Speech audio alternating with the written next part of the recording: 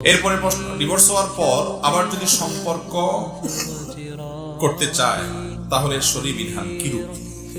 Divorce যদি হয়ে যায় স্বামী স্ত্রীর মধ্যে, বিচ্ছেদ হয়ে যায়, এরপর যদি বিবাহের মাধ্যমে একে অন্যে পুনরায় মিলিত হতে পারে, অর্থাৎ স্বামী স্ত্রী হিসাবে তারা আবার বিবাহ বন্ধনে আবদ্ধ হওয়ার সুযোগ থাকে, যেমন 1 তালাক দিয়েছেন, 2 তালাক দিয়েছেন, তাহলে তো সেই সুযোগ আছে এবং উলামাদের কাছ থেকে মাসআলা বিস্তারিত জেনে সেটা আমল করবে। যদি তালাক 3টা দেওয়া শেষ হয়ে যায়, 3টাই তালাক পতিত হয়ে যায়, তাহলে আর পুনরায় স্বামী স্ত্রী হিসাবে একসাথে থাকার সুযোগ নাই। আর যদি তালাক হয়ে গেছে, স্বামী স্ত্রী হিসাবে থাকতে চান না কিন্তু ভালো বন্ধু হিসাবে থাকতে চান, আজকাল একটা টার্ম বাইর হয়েছে খুব, সেটা হলো বিয়ের পর তালাক হয়ে গেছে, বিশেষ করে নায়ক নায়িকা, গায়ক গায়িকা, মডেল বা বিভিন্ন আপনার শ্রেণী পেশার মানুষের মধ্যে এগুলো দেখা যায়। একটু বেশি শিক্ষিত হয়ে গেলে, একটু বেশি স্মার্ট, একটু ভদ্রলোক মনে হলে এইসব লোকদেরকে দেখা যায় আজকাল বলতে, বিবাহ ভেঙে গেছে, তালাক হয়ে গেছে, তারপরে বলে বিবাহ ভেঙে গেছে, বিচ্ছেদ হয়েছে ঠিক, ডিভোর্স হয়েছে ঠিক, কিন্তু তারপর আমরা ভালো বন্ধু। শুনছেননি আপনারা এই সমস্ত কথা? আমাদের মধ্যে এখনো সুসম্পর্ক বজায় আছে, অনেক সময় একই ছাদের নিচে থাকে, অর্থাৎ একই বাসায় থাকে এবং যোগাযোগ রাখে। আর আমাদের সমাজের এক শ্রেণী মানুষ মনে করে কত বড় মনের মানুষ, তালাক হয়ে গেছে তারপরেও তাদের মধ্যে মিল মহব্বত আছে, সুবহানাল্লাহ, কত বড় কলিজা। এটা কি বড় কলিজার কথা?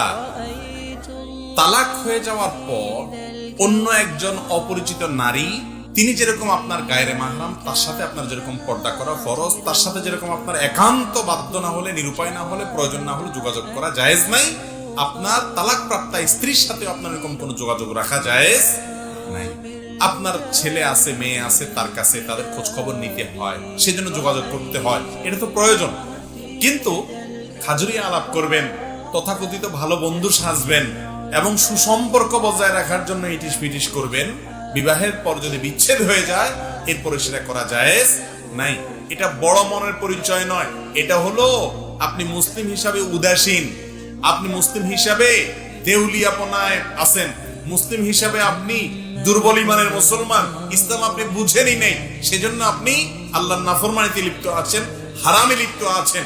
বিবাহ হওয়ার আগে তার সাথে সম্পর্ক যেরকম রাখা আপনার হারাম ছিল, রিলেশন করা যেরকম হারাম ছিল, তথাকথিত বন্ধুত্বের নামে অপ্রয়োজনীয় আলাপ সালাপ যেরকম হারাম ছিল, বিবাহের পরে বিচ্ছেদ হয়ে গেলে সেটাও কি একই রকম হারাম।